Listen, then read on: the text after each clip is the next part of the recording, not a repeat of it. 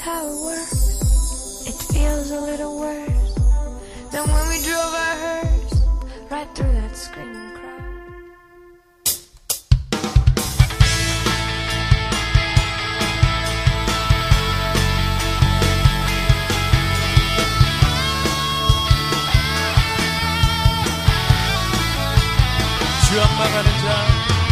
주악망하는 자 새 힘을 얻으니 목소리 올라감같이 온종일 달려도 피곤치 않으리 저 하늘까지 오르리. I will run to you.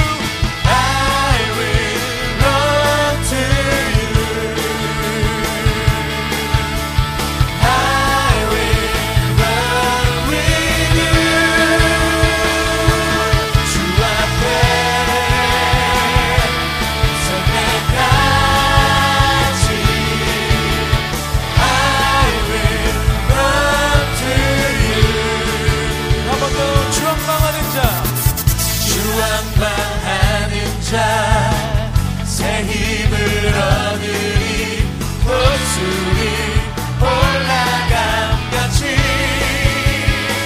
온종일 뛰어도 온종일 달려도 피곤치 않으니 저 하늘까지 오르니.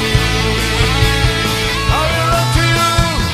I will run to you.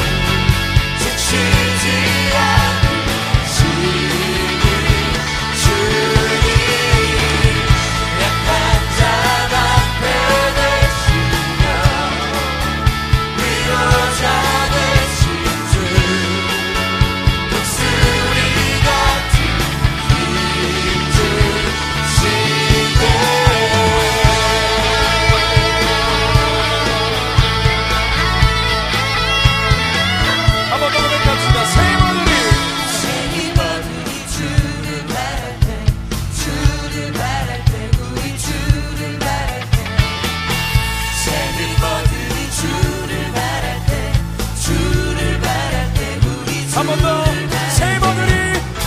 세이버들이 주를 바랄 때 주를 바랄 때 우리 주를 바랄 때 세이버들이 주를 바랄 때 주를 바랄 때 우리 주를 바랄 때 주님 통치하시네 소망 구원 주시네 당신은 영원하신 주 내 영원하신 주 지치지 않으시는 주님 약한 자 앞에 되시며 위로자 되신 주 목소리 같은 힘주시네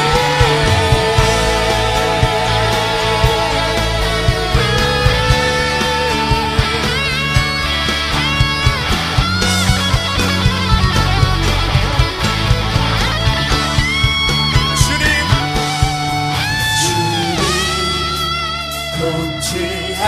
통치하시네 소망 구원 주시 한 번 더 주님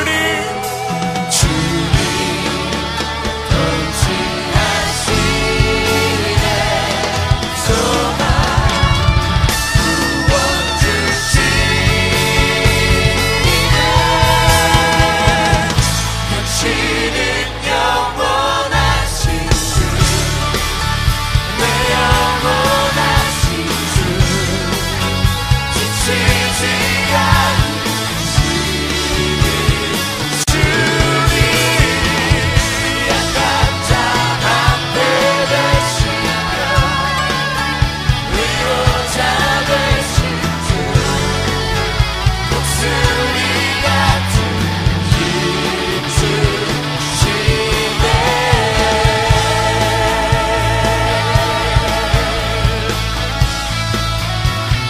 하늘 위에 주님밖에 하늘 위에 주님밖에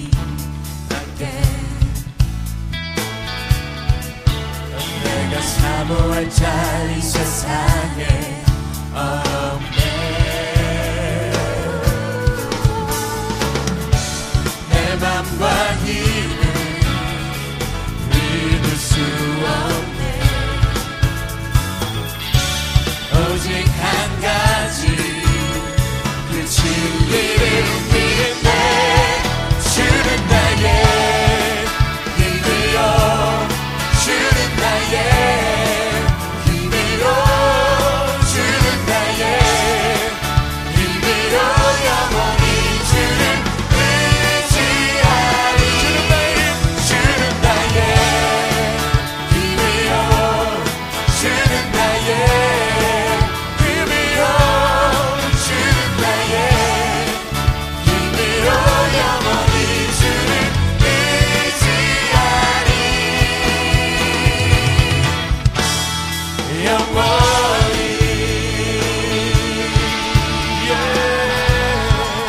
한 번 더 고백합니다 하늘 위에 주님밖에 하늘 위에 주님밖에 내가 사모할 자 이 세상에 없네 내 맘과 힘을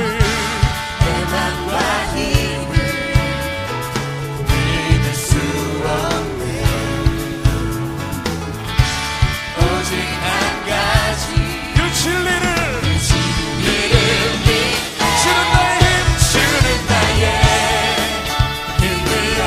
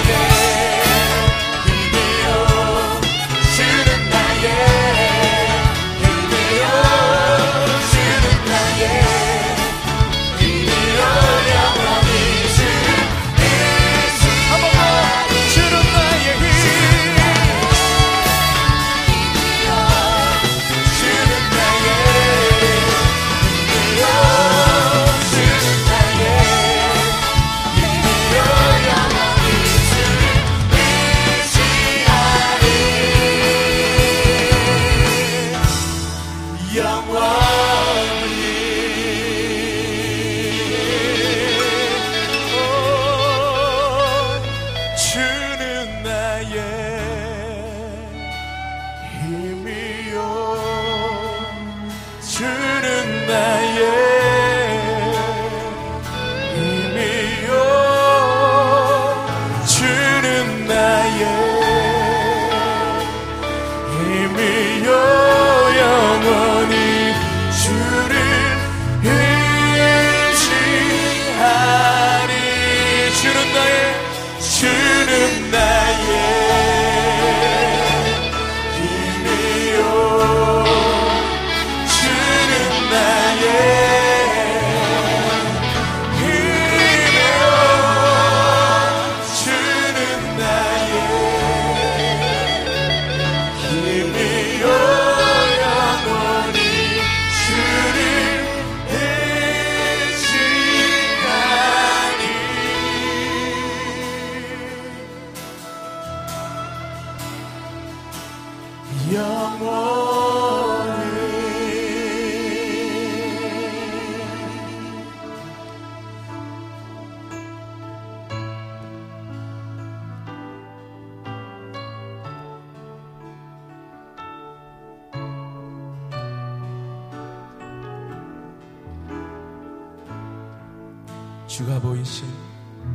주가 보이신 생명의 길 나 주님과 함께 상한 마음을 들이며 주님 앞에 나가리 나의 의로움이 되신 주 그 이름 예수 나의 길이 되신 이름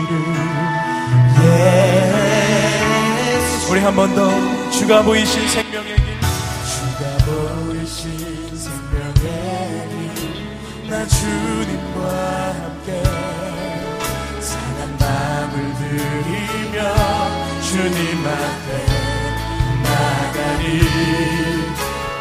의로움이 되신 주 그 이름 예수 길이 되신 이름 예수 나의 길 오직 그가 하시나니 나를 단련하신 후에 내가 정금같이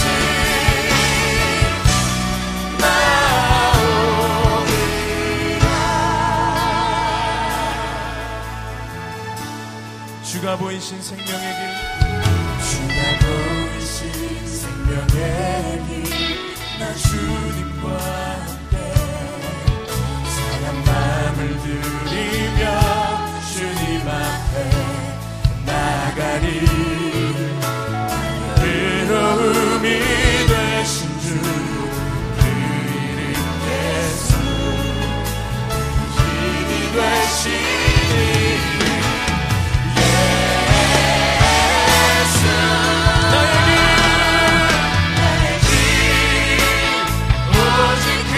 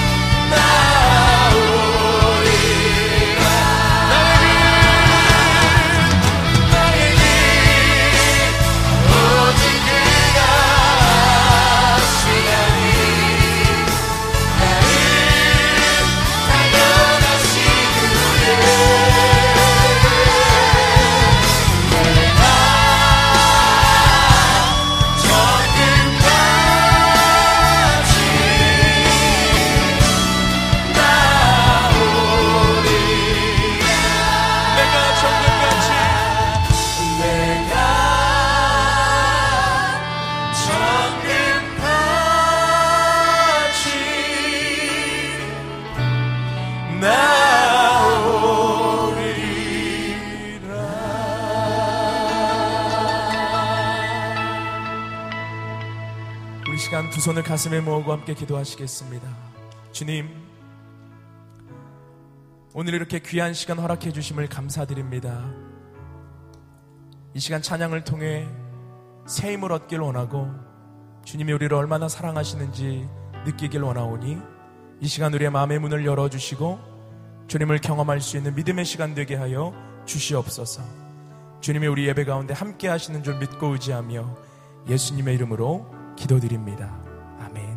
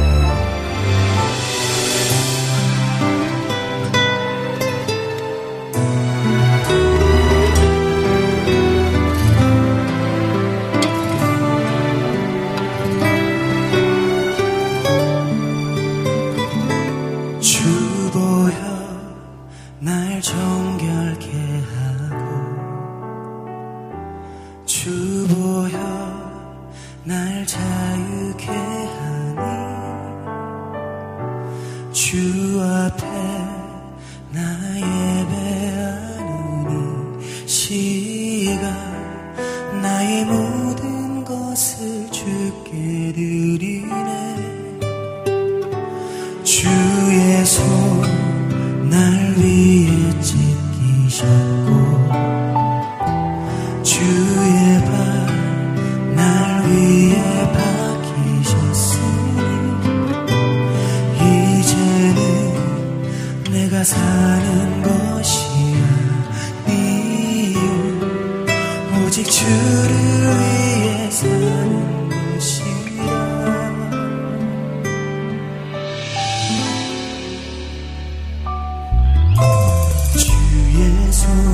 나의 손을 보게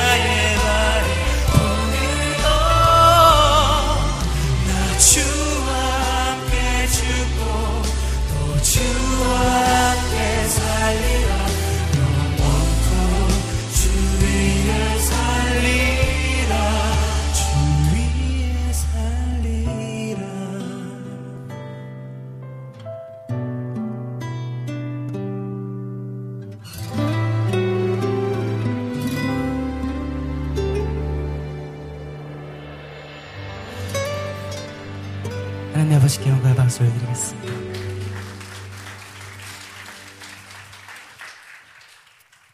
인사드릴게요. 안녕하세요. 저는 노을의 강균성입니다. 반갑습니다.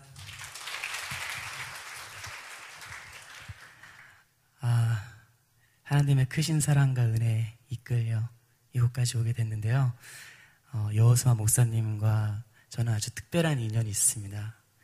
몇 년 전에 연예인들을 놓고 여호수아 목사님께서 성경 공부를 가르쳐 주셨는데, 그때 하나님에 대해서 참 많이 알지 못했고 무지했고 또 어떻게 신앙 생활을 나아가야 될지 모를 때에 목사님께서 우리를 참 잘 이끌어 주셨습니다. 그 목사님께 항상 감사한 마음이 있었고 꼭 찾아뵈야 되네 하면서 생각하고 있었는데 이제서야 오게 됐어요. 그래가지고 너무 죄송스럽게 생각하고 있고요. 하지만 여호수아 목사님께 참 감사한 마음을 갖고 있습니다. 이번에 준비한 곡은 주품에라는 곡인데요. 이 곡을 준비하게 된 이유는 우리가 주님을 더 바라봤으면 좋겠다라는 마음이 준비했습니다. 사실 우리가 이렇게 낙심하고 부정적이고 또 힘든 그 원인을 깊게 들어가 보면 어떤 상황이란 게 나오잖아요. 그렇지만 우리는 그 사실을 붙잡는 것이 아니라 진리를 붙잡는 자들이 되었으면 좋겠습니다. 사실은 답답하고 재정도 막히고 어렵고 그런 상황이 있을지만 그거는 사실일 뿐이고 진리인 하나님이 우리와 함께 하시고 그 하나님이 우리를 지키시고 인도하시고 자녀 삼으셨고 또 지금도 여전히 하나님의 성실과 열심으로 우리를 자녀다운 자녀로 만드시는 그 하나님을 우리가 눈을 들어서 바라봤으면 좋겠습니다. 그리고 그 예수님을 우리 여기 계신 여러분들 한 영혼도 빠짐없이 하나님을 깊게 인격적으로 만나고 또 이 예배 끝나는 시간까지 하나님을 마음껏 높여드리는 그런 아버지께서 보시기에 기쁨이 되는 예배가 되어지길 또 우리가 소망하면서 나아갔으면 좋겠습니다.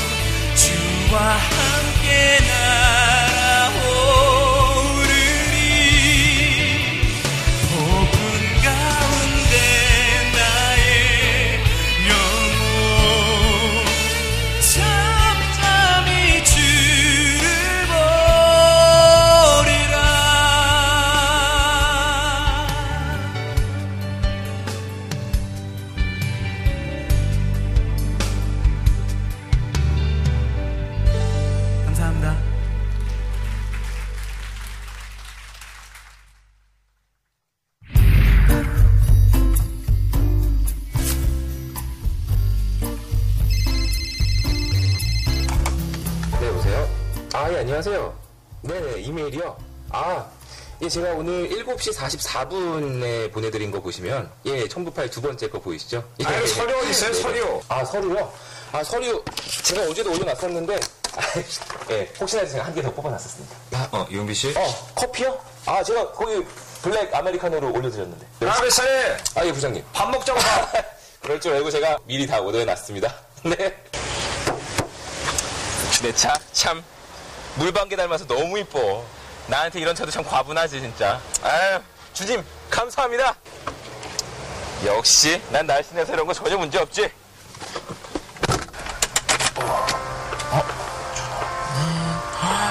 역시 우리 자기.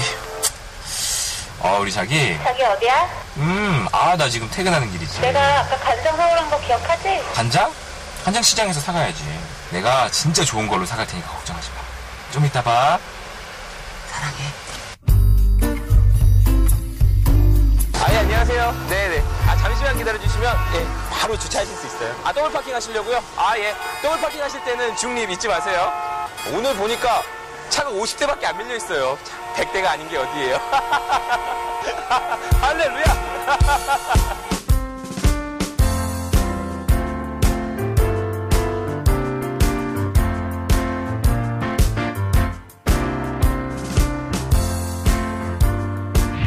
나 다시 시작할래. 찌들었던 제 삶이었지만 다시 시작할 용기가 생겼습니다. 쉬고 나니까요. 여러분도 화이팅!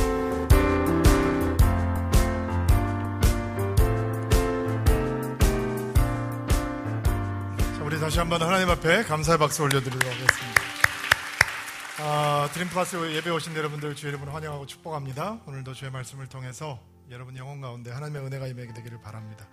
우리 균세 형제 찬양 감사합니다. 찬양이 좋네요. 옛날에 특수했던 기억은 백댄서들을 뒤에 세우고 춤을 췄던 기억이 나는데 오늘은 찬양으로 하나님 섬겨주니까 너무 감사합니다. 쉼, 아무도 가르쳐주지 않는 기술, 4번째 시간이네요. 다시 시작하기라고 하는 제목을 가지고 좀 이야기를 나누려고 하는데 같이 잠깐 기도하고 하나님 말씀 듣도록 하겠습니다. 하나님, 주의 음성이 들려오는 저녁이 될 수 있도록 도와주십시오. 깨달음이 있게 하시고 우리 마음속에 새로운 결정이 시작되는 귀한 시간이 될 수 있도록 은혜를 베풀어 주옵소서. 지금 이 시간 성령께서 온전히 주장하여 주시고 말씀을 듣는 자와 전하는 자가 한 은혜 안에 거하게 도와주옵소서. 예수님의 이름으로 기도하옵나이다. 아멘. 우리 같이 한번 주보를 통해서 말씀 볼까요? 고린도후서 5장 17절 말씀인데요. 같이 한 절이니까 같이 또박또박 한 목소리로 한번 읽어보도록 하겠습니다. 시작. 이전 것들은 지나가시고 보십시오. 새 것들이 와 있습니다. 여러분 직장생활 행복하게 하고 계십니까? 학생들은 학교 행복하게 잘 다니고 계십니까? 지겹다는 생각 혹시 해보신 적 없습니까? 가정주부들은 이거 힘들다라는 생각, 의미가 있을까라는 생각 혹시 해본 적 있습니까? 저는 제가 학교 다닐 때 기억합니다. 이거 언제 끝나나 진짜 지겹다. 근데 오래 다녔어요. 저는 20년도 넘게 학교를 다닌 것 같은데 끝나지 않을 것 같은 공부가 끝난 지금 다시 학교 돌아가고 싶다라는 생각이 들 때가 있고 그때 좀 열심히 할 걸 이라는 생각이 들 때가 있습니다. 이전에 보았던 책들, 너무 쉽게 읽었던 책들을 지금 보면 쉽게 이해가 안 되고 속도가 더디는 거에 대해서 굉장히 낙심을 하기도 하고요.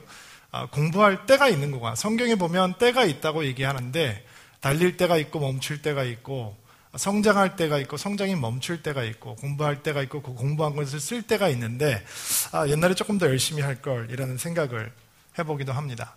저는 어렸을 때 미국에 갔을 때 주변 분들한테 이런 얘기를 많이 들었습니다.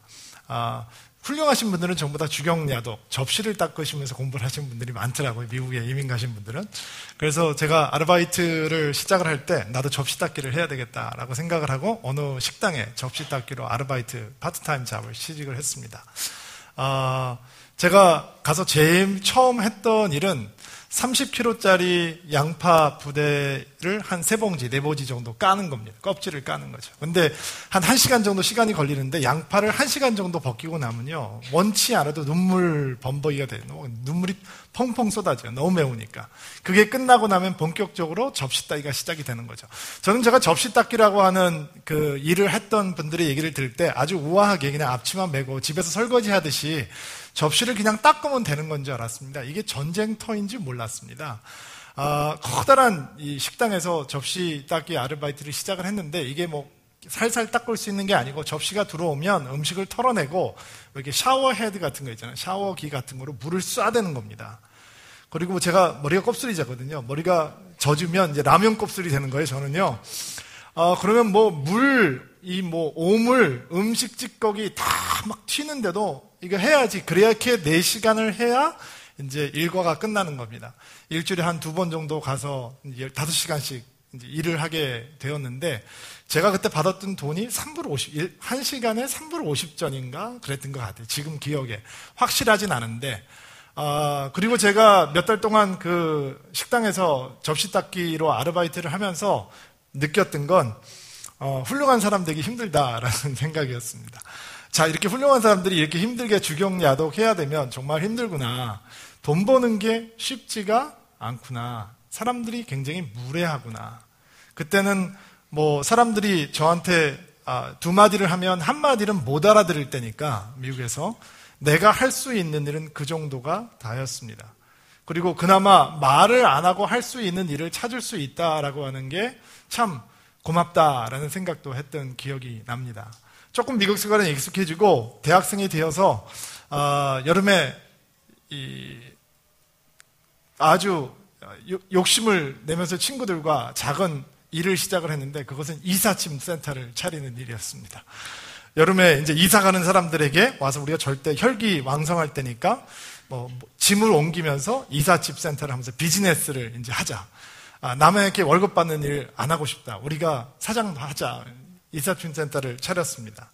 그리고 기억이 납니다. 여름 내내 이삿짐 센터를 했는데 기억에 남는 건 몸이 늘 끙끙 아팠다라고 하는 기억과 피아노에 눌려서 죽을 뻔한 적이 여러 번 있었다라는 생각도 나고, 남의 집 귀한 피아노를 옮기다가 스크래치를 내서 받은 돈만큼 물어주는 일들도 꽤 비일비재했다 했던 기억이 납니다. 저는 돈 버는 게 이렇게 힘든 일인지 미국 가서 알았습니다. 아마 여러분도 돈을 벌고 직장 생활을 하는 게 이거 쉽지 않구나라고 하는 것을 어떻게 보면 학교를 졸업하고 직장을 들어가서 배우셨을 분들도 많이 있을 것입니다. 제가 신앙에 대해서 잘 모르고 신학에 대해서 잘 모르고 성경에 대해서 잘 몰랐기 때문에 저는 일이 인간에게 주어진 저주라고 생각을 했습니다. 그러니까 하나님께서 우리 인간을 처음 만드셨을 때 에덴 동산에서 이렇게 심어 주셨을 때는 이렇게 사람들이 하프 키고 노래나 부르고 이렇게 편안하게 사는 것으로 하나님께서 우리를 창조해 주셨는데, 인간이 죄악으로 말미암아서 타락을 했기 때문에 노동을 하게 됐구나라고 저는 막연하게 생각을 했습니다. 창세기를 여러 번 읽었지만 성경을 읽기를 도전하는 젊은 사람들이 늘 시작하는 곳이 창세기잖아요. 1, 2장 읽잖아요. 여러 번 읽었어요. 근데도 사실은 창세기를 읽으면서 노동은 저주구나라고 하는 생각을 저버릴 수가 없었습니다. 일에 신학이 있고 노동이 하나님의 신성한 선물이라고 깨달은 것은 제가 신학을 시작한 다음부터였습니다. 노동이 저주의 결과가 아니라 죄악이 인간의 삶 가운데 들어오기 전에 이미 만들어 주시고 우리 인간에게 주신 고귀한 선물이구나. 창세기를 보면 이런 얘기가 등장을 합니다. 하나님께서 동물, 짐승들을 먼저 만드셨죠. 그리고 사람을 만드셨습니다. 그리고 아담에게 짐승들을 다 데리고 오십니다. 그리고 아담이 에덴 동산의 카피라이터가 되는 겁니다. 이름을 다 짓습니다. 그리고 아담이 짓는 이름이 이 짐승들의 이름이 되는 겁니다. 여러분, 얼마나 오래 걸렸을까요? 이 지구상에 얼마나 많은 짐승이 있습니까? 그것을 아담이 다 이름을 졌다라고 성경은 얘기를 하죠. 독점이었습니다. 독점. 근데 성경 어디를 보아도 아담이 이 일을 하면서 스트레스를 받아서 힘들어했다. 너무 일이 많아서 부담스러워하고 때려쳤다. 에덴 동산이 아닌 뒷동산으로 이사를 갔다. 다른 동산으로 옮겨갔다라고 하는 얘기는 등장하지 않습니다. 노동은 하나님께서 천지를 창조하시고 인간을 만드신 다음에 하나님의 축복을 누릴 수 있도록 인간에게 주신 숭고한 주의 거룩한 선물이었습니다. 그런데 인간이 타락하면서 인간의 신성한 노동, 일의 결과도, 일에 대한 인식도, 일을 향한 사람들의 태도도, 그리고 그들의 신학도 타락하기 시작하는 거죠. 여러분, 사람들이 직장에 대한 만족도가 굉장히 낮습니다. 사람들이 불평을 하죠. 회사가 변변치 않다고, 상사가 괴팍하다고, 동료들이 무능하다고, 내 역할이 나랑 맞지 않는다고, 은사가 미스매치가 됐다고 불평을 많이 합니다. 그리고 항상 기다리기만 합니다. 언젠가는 내가 좋은 회사를 만나면, 내가 좋은 보스를 만나면, 아니 내가 좋은 보스가 되면, 그리고 맨날 기다립니다. 출근하면 점심시간 기다리고, 점심시간 되면 퇴근시간 기다리고, 월요일 되면 금요일 기다리고, 일요일이 되면 우울해지기 시작합니다. 왜? 월요일이 다가오고 있으니까. 또 월요일 되면 금요일 기다리고, 오죽하면 TGI Friday라고 하는 식당이 생겼을까요? Thank God it's Friday. 하나님 감사합니다. 금요일이군요. 라고 하는 식당이 생겨서 사람들이 거기 모여서 해피타임을 할까요? 오늘 쉼이라고 하는 큰 존재의 대미를 다시 한번 하나님께서 주신 신성한 노동 혹은 일이라고 하는 것에 대한 생각으로 정리를 좀 해보려고 합니다. 왜냐하면 우리가 그동안 나누었던 쉼이라고 하는 아무도 가르쳐주지 않는 기술의 진정한 의미는 일이 있을 때 존재하는 것입니다. 일이 없고 계속 쉬기만 한다, 이런 설교를 하는 저도 아마 여러분에게 미워질 수 있습니다. 일이 있는 사람들에게, 열심히 땀을 흘리고 노동을 할 수 있는 기반이 갖추어져 있는 사람에게, 그 의미를 찾은 사람에게 쉼 또한 새로운 의미를, 회복의 의미를 갖는 것이기 때문입니다. 오늘 저희가 일에 대한 얘기를 좀 하기 전에 여러분들께서 생각을 해보시면 아마 우리가 인생을 살아가면서 가장 많은 시간을 보내는 곳이 아마 직장일 것 같습니다. 평범한 사람들이 학교를 다녀도 꽤 오래 다니고 시간도 꽤 오래 보냈는데, 아마 그냥 보통 사람들이 30대 정도의 일을 시작한다고 치고 대기업이 보통 55세 정도의 은퇴를 시키니까 그 전에 은퇴를 하기도 하지만 한 25년 정도 열심히 일을 한다라고 했을 때, 여러분 거기에 들어가는 시간, 하루에 10시간을 노동을 한다라고 치면 10시간이면 굉장히 짧은 시간이죠. 실제로는 더 많은 시간을 보내게 되는데, 그 시간, 어마어마한 시간을 지내는 직장에 대해서 신학과 이해와 인식을 제대로 정립한다라고 하는 것은 굉장히 중요한 일입니다. 오늘 그것을 좀 해보려고 합니다. 자, 먼저 그것을 정리하기 전에 우리가 과연 균형이 잡힌 직업관 혹은 노동관을 가지고 있는가, 우리에게 직업 신학이 있는가, 일터 신학이라는 것이 우리에게 존재하는가 아닌가, 우리가 균형이 깨진 세속적인 노동관을 가지고 있는가라고 체크를 좀 하는 시간을 갖기를 원합니다. 제가 몇 가지 질문을 드릴 텐데, 이 질문을 보면서 여러분 스스로 셀프 어세스먼트를 좀 해보시기를 바랍니다. 자, 균형이 깨어진 세속적인 노동관이 우리 안에 들어와 있으면 우리에게 직업이라고 하는 단어가 떠오르면 먼저 생각나는 것은 돈이라고 하는 단어입니다. money라고 하는 것이 먼저 떠오른다는 것이죠.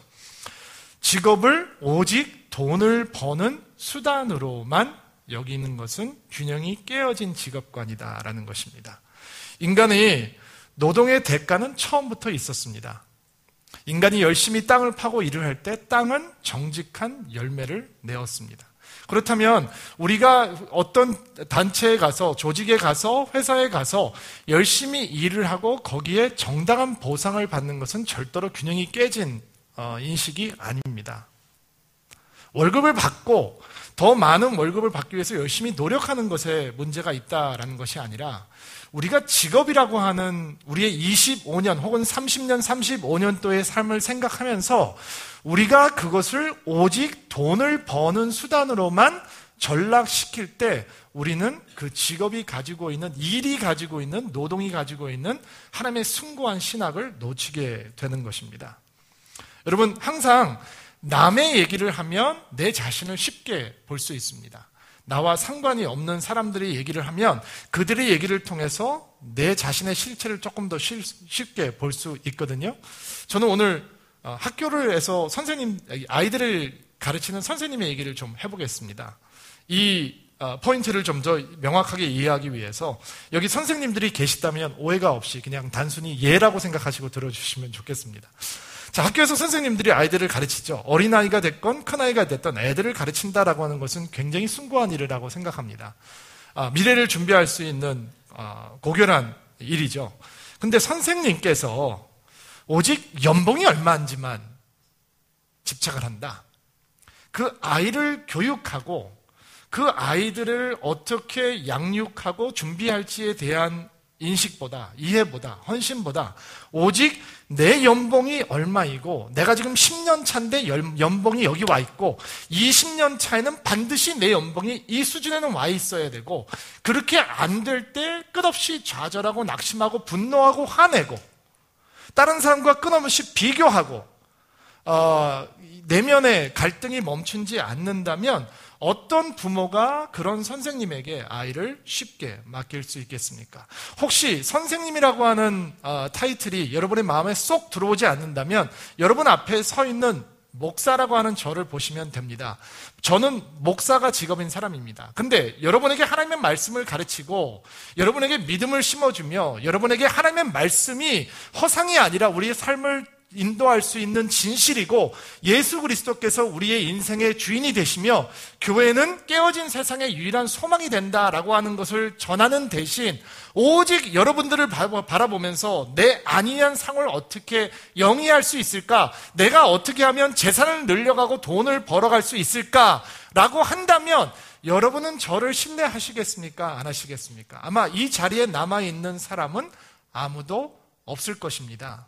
자, 목사라는 직업이, 교육가라고 하는 직업이 돈을 버는 수단으로 전락할 때 여러분의 신뢰가 사라진다면 여러분의 직업을 놓고 보았을 때 오직 여러분의 직업을 해석하는 유일한 기준이 돈을 얼마 버느냐에 있다면 여러분도 저와 선생님들이 긴장하는 만큼 긴장하셔야 합니다. 왜냐하면 그 길을 따라가면 20년이 지나고 30년이 지난 다음에 내 인생이 도대체 어떻게 된 거지? 라고 여러분은 굉장히 놀랄 가능성이 많기 때문입니다. 자, 균형이 깨져 있는 직업가는 직업을 오로지 돈을 버는 수단으로만 생각한다라는 거예요. 얼마 전에 저를 굉장히 감동시킨 선생님이 계셨는데 평생 시골에서 선생님을 하신 장로님이셨습니다. 어떤 모임에서 본인이 왜 평생 시골에서 선생 노릇을 하셨는지, 선생 역할을 하셨는지 간증을 하는 순간이었고 우연히 그 자리에 참석하게 되어서 그분의 간증을 듣게 되었습니다. 참고로 그는 한국에서 최고의 고등학교라고 하는 인류 고등학교와 시험을 쳐서 들어가는 학교였죠. 그분이 잘하실 때는. 그리고 한국에서 흔히 얘기하는 최고의 학부에서 공부를 하신 분이셨습니다. 결혼을 하기 전에 젊은 혈기에 의협심에 충각대 시골에 가서 몇 년 봉사하고 돌아오자라는 마음으로 시골에 내려가셨다고 합니다. 그런데 결혼을 하시고 아이들이 태어났지만 서울에 절대로 올라오지 않으시고 아주 작은 시골에서 아이들을 가르치면서 은퇴하신 선생님이셨습니다. 다른 친구들이 그 장로님에게 너 왜 그러고 사냐? 서울에 와서 애들도 키우고 자리도 잡고 그때는 선생님들이 고가 과외를 하시던 시절이었대요. 그래서 쪽집게 가외를 해서 본고사라고 하는 대학 입시고사가 있었기 때문에 그런 아이들을 가르치면 고액을 받는 이제 선생님들이 많이 계셨다는 거예요. 집도 사고 생활도 편하게 하시고 그런 시절이었대요. 네가 애들 책임을 져야지 그렇게 시골에 살면 어떻게 할 거냐라고 얘기하는 친구들이 많이 있었다고 합니다. 그런데 그분의 말이 제 마음을 울렸습니다. 때리기 시작했습니다. 아마 제가 목회자였기 때문에 그런 것 같은데 그러나 나는 돈을 버는 선생이 아닌 교육을 하는 선생으로 평생 살고 싶었습니다. 그 말씀이 저에게 다가왔어요. 그리고 그 선생님의 말씀이 끝나자 나이가 희끗희끗한 아저씨들이 올라가서 박수를 치고 꽃다발을 증정하는 시간이 있더라고요. 알고 보니 그 시골 학교에서 그 선생님의 교육을 받고 서울로 유학을 와서 이제 서울에서 잘 자리 잡고 사는 그런 제자들이었어요. 저는 가외를 받았던 학생들이 그 가회 선생님이 은퇴하시는 자리에서 스피치를 하는데 꽃다발을 들고 찾아갔다라고 하는 얘기를 들어보지 못했어요. 여러분, 돈보다 더 깊은 의미가 직업에는 있는 거죠. 기억하셔야 돼요. 자, 밸런스가 맞고 있느냐. 두 번째, 또 다른 우리 삶 속에 균형이 깨진 직업관이 있느냐 없느냐라고 하는 사실은 우리가 직업을 사다리라고 하는 개념으로 이해하게 될 때 균형이 깨졌구나라고 생각을 하셔야 됩니다. 무슨 얘기냐? 경쟁 심리에 근거한 직업관이 우리 안에 들어와 있을 때 우리는 하나님께서 의도하신 숭고한 직업 의식에서 떠나서 세속적인 직업관을 갖게 되는 것입니다. 사람들은 세상은 치열한 전쟁터라고 얘기를 합니다. 항상 겨뤄야 하고 이겨야 하고 앞서야 하고 남들보다 뛰어나야 하고 함께 일하지만 어떻게 해서든지 나의 공로가 될 수 있는 그림을 만들기 위해서 우리는 별 잔머리를 다 굴리는 방법들을 배우게 됩니다. 어떤 사람들은 상사들에게 엄청 칭찬을 받습니다. 그런데 동료들이 보는 시선은 싸합니다. 왜 그런지 아세요? 그 사람이 항상 사다리를 타고 있는 사람이기 때문에 그렇습니다. 늘 친구보다 앞서야 되고 늘 잘 돼야 되고 이겨야 하고 남들보다 빨리 승진하는 것이 유일한 목표, 남들보다 더 높은 곳에 올라가는 것이 직장에서 삼고 있는 유일한 목표가 된다면 우리는 매우 빨리 고립되어 갈 것입니다. 저는 이 얘기가 아버님이 돌아가신 다음에 계속 기억이 남습니다. 제 아버님이 저한테 장가를 가라고 결혼을 하라고 권하시면서 내가 은퇴하기 전에 가야 돼 라고 말씀을 하셨습니다. 나는 그 소리가 뭔 소리인지 몰랐습니다. 근데 그 소리가 굉장히 가슴이 싸합니다. 그렇게 열심히 사셨는데, 그렇게 열심히 교제하시고 사셨는데 결국 그 교제도 일을 할 때까지였습니다. 실권이 있을 때까지지 그 실권이 끝나고 나면 그 아들이 장가간다 해도 오지 않을 거라고 하는 것을 저희 아버님이 알고 계셨던 것 같습니다. 얼마나 허해요, 그렇죠? 그렇게 사다리를 높이 올라가려고 애를 썼는데 결국 자기가 사다리에 머물러 있는 순간까지라는 것입니다. 안타까운 사실은 여기 있는 모든 사람들은 언젠가는 그 사다리에서 발을 떼야 된다라는 것입니다. 원하든 원하지 않든. 때로는 본인이 원해서, 때로는 회사가 원해서. 자기 사업을 가지고 있는 사람도 언젠가는 그 사다리에서 내려와야 한다는 것입니다. 안 그러면 아들이, 딸이 내려오라라고 얘기를 할 것입니다. 자, 삐뚤어진 직업의식이 우리 안에 들어와 있느냐? 또 하나, 우리 안에 균형을 잃은 직업관의 모습이 있다면 아마 우리는 직업을 트로피라는 이미지로 해석하게 될 것입니다. 트로피가 뭔지 아시죠? 우승하면 주는 거 있잖아요. 1등하면 주는 트로피. 자기 과시의 도구로 삼을 것입니다. 당신은 누구입니까? 라고 하는 질문에 만약 여러분께서 여러분의 직업을 통해서 그 답을 하시는 것에 익숙해 있다면 벌써 이미 여러분은 그 균형이 깨어진 직업관을 이미 가지고 계신다라고 해도 과언은 아닐 것 같습니다. 당신은 누구입니까? 거기에 나는 뭐뭐 하는 사람입니다. 아닙니다. 인생은 그거보다 더 깊고 넓습니다. 그 직업을 멈추는 순간에도 당신은 존재하고 있기 때문입니다. 그 직업을 내려놓은 순간에도 당신의 삶은 계속 ing로 진행되고 있기 때문입니다. 당신은 누구입니까? 나는 뭐 하는 사람입니다. 저는 이민교회에서 자랐습니다. 이민사회에서 예수를 믿고 이민자들과 오랫동안 살았습니다. 이민자들이 굉장히 고생을 많이 합니다. 험한 일들 많이 하죠. 청소를 하는 분들도 많고 한국에서는 잘 배웠지만 미국에 가서 블루칼라의 잡을 갖고 정말 고생하는 분들 많이 있습니다. 그런데 그들에게 꿈이 있습니다. 그 꿈이 뭐냐면 자식들이 잘 되는 겁니다. 자식들이 와이칼라 주류사회로 입성하는 겁니다.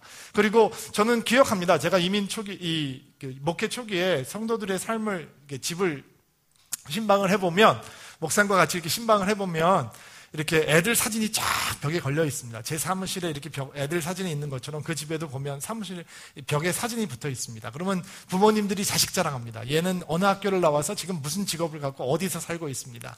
얘는 무슨 학교를 나와서, 다 트로피예요, 트로피. 무슨 학교를 나와서 무슨 직업을 갖고 있고 어디 살고 있습니다. 근데 엄마한테 전화 안 합니다. 아빠한테 전화 안 합니다. 관계 끊어졌습니다. 말 통하지 않습니다. 그냥 아버지의 트로피입니다. 너는 뭐가 돼야 돼? 너는 뭐뭐가 돼야 돼. 그리고 그것이 끝입니다. 그리고 결국 내세울 것과 자랑할 것은 졸업장과 명함이 붙어있는 작은 타이틀 하나입니다. 근데 그것으로만으로는 하나님께서 우리에게 주신 직업이라고 하는 숭고한 의미를 파악할 수 없다라는 것입니다. 자, 오늘 주제는 다시 시작하기입니다. 우리가 직업이라고 하는 숭고한 하나님의 소명을 돈은 버는 수단으로만 전락해 버릴 수도 있고, 그리고 우리가 트로피 같은 이 자기 과시의 도구로 전락해 버릴 수 있지만, 그럼에도 불구하고 우리는 예수 그리스도의 은혜로 말미암아 우리의 인생을 다시 균형을 잡아갈 수 있습니다. 그 찾아가야 되는 균형은 무엇일까요? 오늘 여러분들에게 4가지로 간단하게 좀 정리를 해드리려고 하는데요. 한 가지씩 여러분 마음 가운데 한번 심어보시기를 바랍니다. 첫 번째, 깨어진 균형을 어떻게 잡아갈 것이냐. 하나님의 시선을 갖고 하나님께서 본래 우리에게 주셨던 신성한 노동에 대한 마음을 어떻게 회복할 것이냐. 첫째, 눈에 보이지 않는 보스가 있다라고 하는 것을 기억하시고 다시 시작하셔야 합니다. 사람들은 보스의 눈을 살핍니다. 눈치를 살핍니다.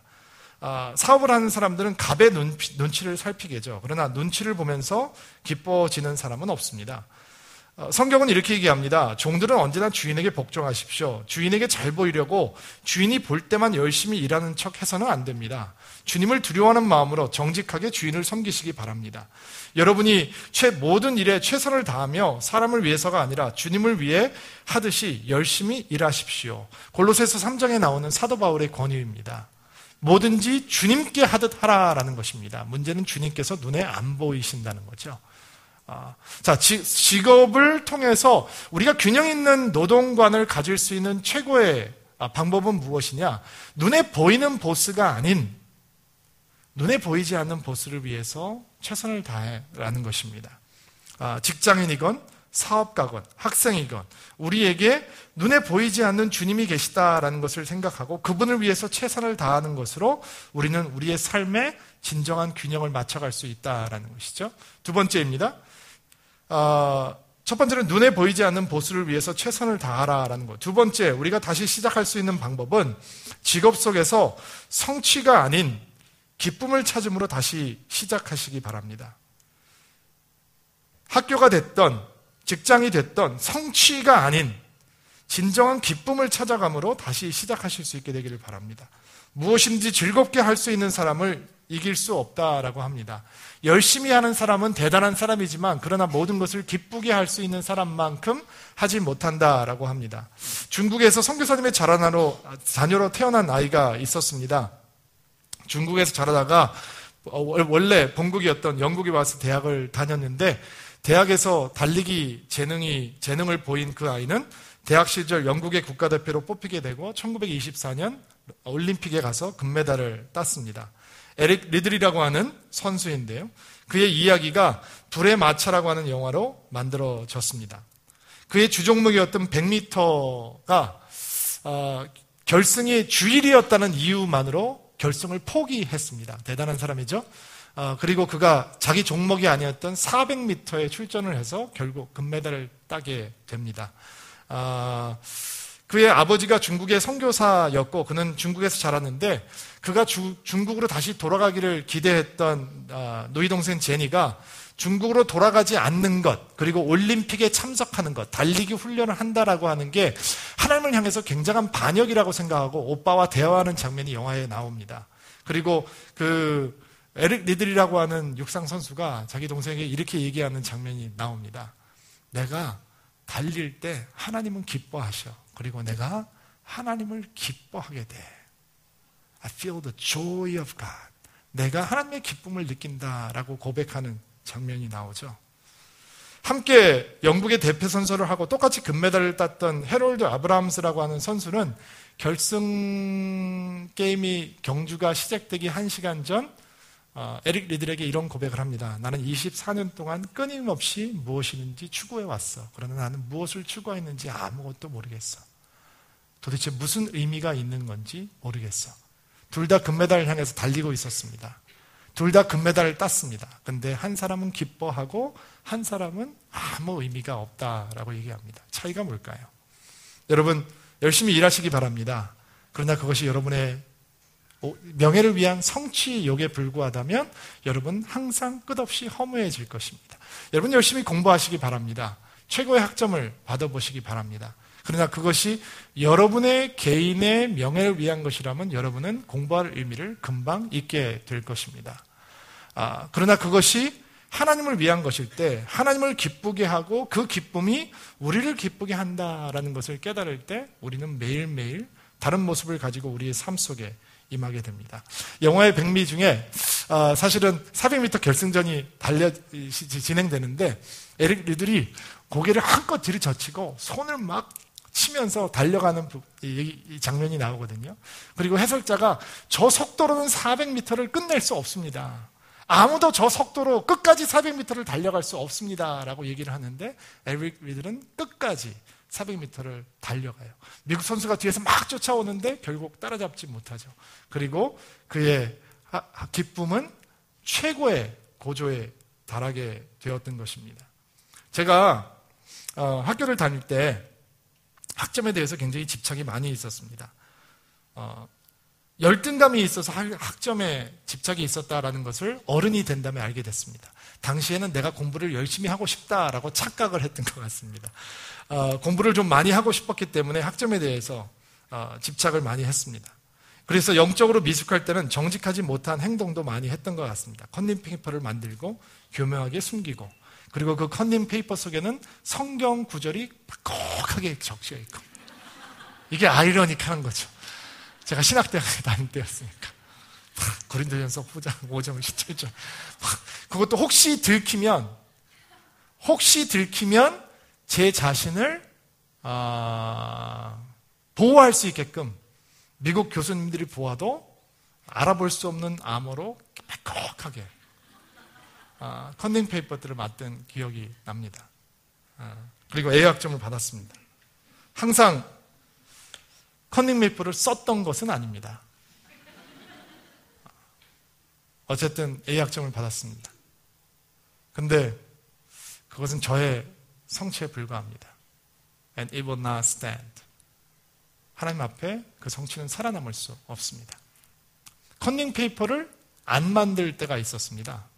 은혜를 받고 D가 나와도 담담하게 D를 받으리라 이러던 시절. 그런데 제가 지금 그때 공부했던 것들을 여전히 가르치고 살면서 A학점을 받았던 과목이나 B학점을 받았던 과목이나 D학점을 받은 적이 없으니까 별로 차이가 없이 동등하게 내 안에 들어와 있다라는 생각이 들고 어쩔 때는 B학점을 받았던 과목들이 훨씬 더 내가 기쁘게 가르칠 수 있는 과목이 되었다라는 생각도 갖게 됩니다. 여러분 직업을 통해서 많은 사람들이 내가 이것을 이루었다라고 얘기하기를 원합니다. 그리고 그런 인생이 되기를 주의 이름으로 축복합니다. 이번에 아멘 하시죠. 여러분들이 여러분의 부서에서 여러분의 회사에서 인정받는 사람들이 되기를 바랍니다. 근데 거기에 주인이 당신이 될 때 당신은 항상 실망하고 항상 좌절하고 항상 시기하고 항상 질투하게 될 것입니다. 근데 그 주인이 내가 열심히 했을 때의 결과에 대한 주인이 하나님이 되실 때는 우리는 진정한 기쁨을 누리게 되는 것입니다.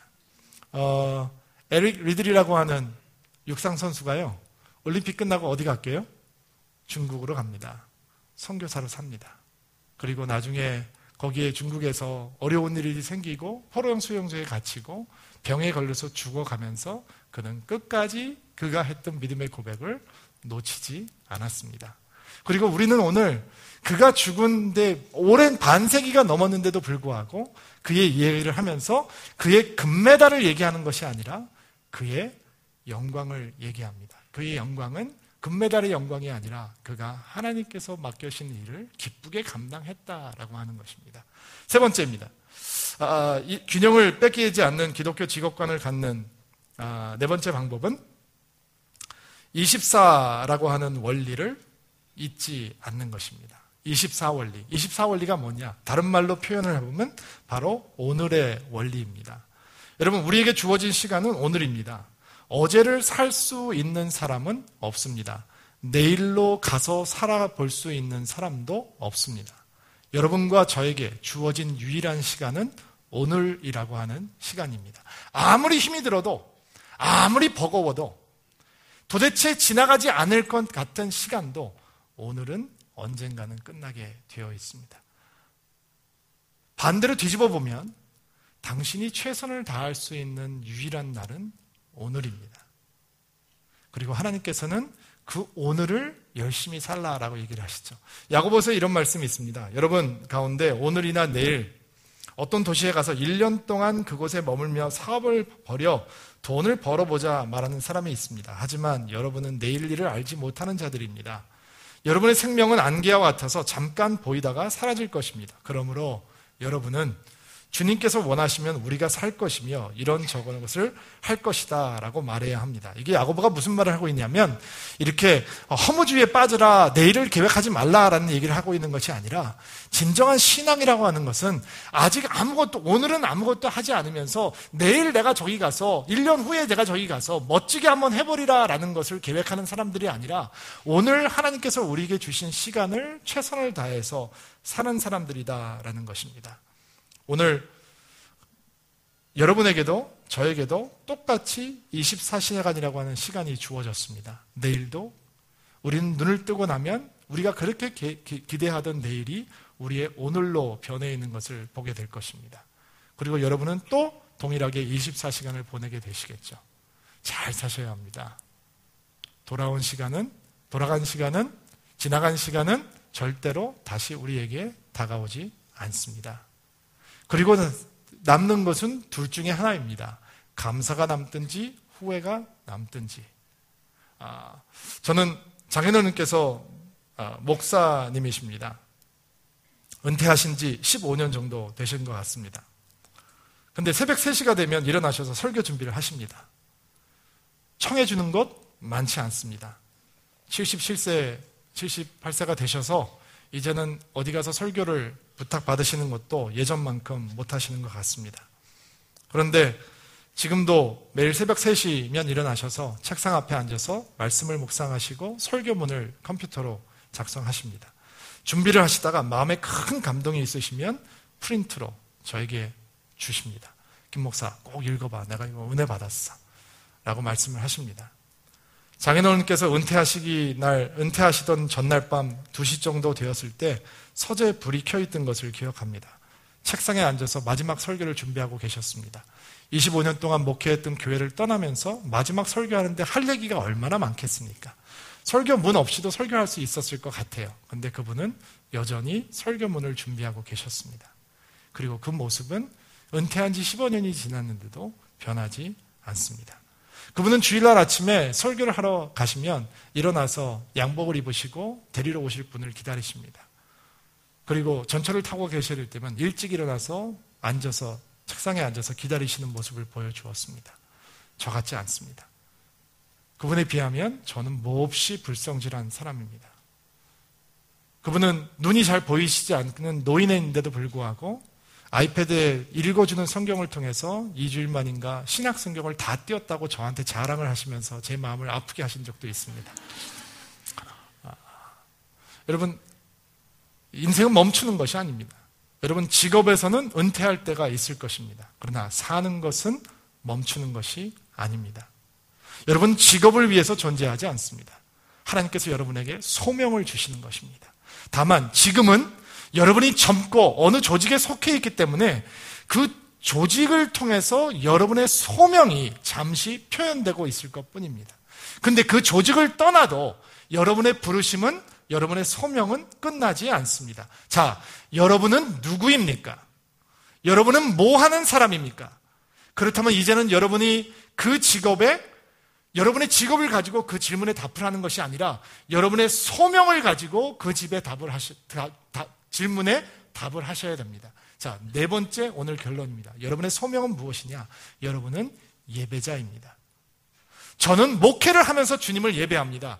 여러분은 선생님을 하시면서, 바로 그 회사를 다니시면서, 바로 그 학교에서 공부하시면서, 그 직장에서 여러분은 예배하셔야 합니다. 때로는 여러분의 10%가 나올 수 있을 삶의 현장도 있을 것이고, 때로는 너무 지치고 힘들고 분노해서 여러분의 30%를 끄집어낼 수 있는 예배가 될 수도 있습니다. 그러나 여러분은 매일매일 그 자리에 예배자로 쓰셔야 합니다. 그것이 하나님께서 원하시는 것입니다. 그리고 그것을 통해서 하나님께서는 영광 받게 되실 것입니다. 자, 아무도 가르쳐주지 않는 삶의 기술, 쉼, 마지막 시간. 여러분들은 눈에 보이지 않는 보스가 있다는 것을 기억하시고 다시 시작하시기 바랍니다. 성취가 아닌 기쁨을 찾아가심으로 다시 시작하시기 바랍니다. 오늘이라고 하는 시간을 당신의 최선을 다하는 시간으로 다시 시작하시기 바랍니다. 그리고 직업이 아닌 소명을 따라가는 진정한 예배자의 사명으로 다시 시작하시는 여러분들 되기를 주의 이름으로 축복합니다. 다 일어나시겠어요? 오랫동안 앉아 계셨는데, 여러분 영혼 가운데 하나님의 안식이 충만한 한 달이 되기를 주의 이름으로 축복하고요. 또 다음 달에는 새로운 시리즈로 여러분의 영혼 가운데 하나님께서 더 큰 은혜 주시기를 바랍니다. 같이 한번 기도하시겠습니다. 하나님, 오늘 주께서 주신 일이라고 하는 것에 대해서 다시 생각을 해보았습니다. 주일이 끝나가고 있는데 내일 월요일이 되어서 우리 일터로 돌아갈 때, 우리가 땀을 흘리는 현장으로 돌아갈 때 하나님 기쁜 마음으로 돌아갈 수 있도록 도와주시고, 그 자리에서 주님을 높이며 주님을 사랑하는 드림인들 되게 도와주옵소서. 예수님의 이름으로 기도하옵나이다.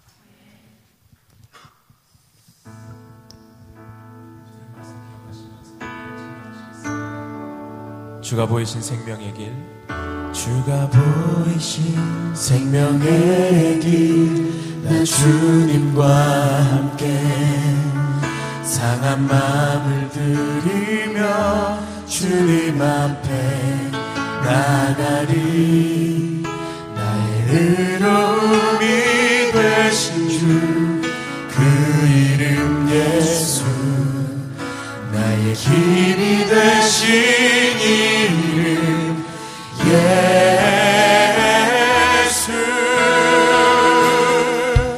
나의 길 오직 그가 하시나니, 나를 단련하신 후에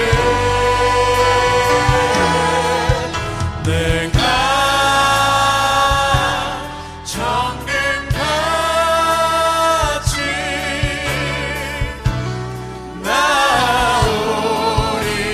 나오리라. 주가 보이신 생명의 길, 주가 보이신 생명의 길, 나 주님과 함께 상한 마음을 들이며 주님 앞에 나가리. 나의 의로움이 되신 주, 그 이름 예수, 나의 힘이 되신 이름 예수.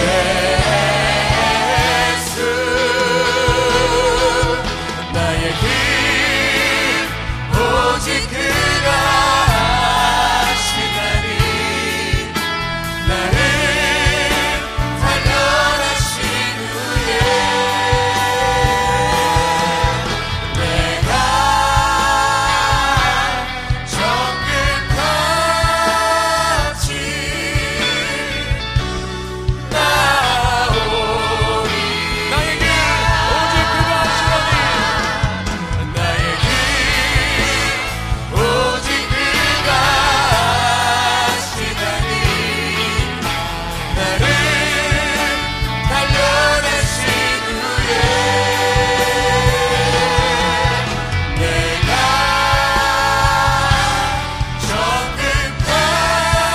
정금같이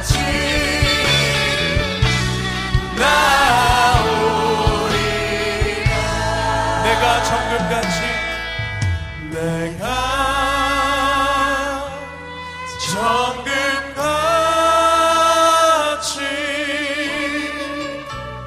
나오리라.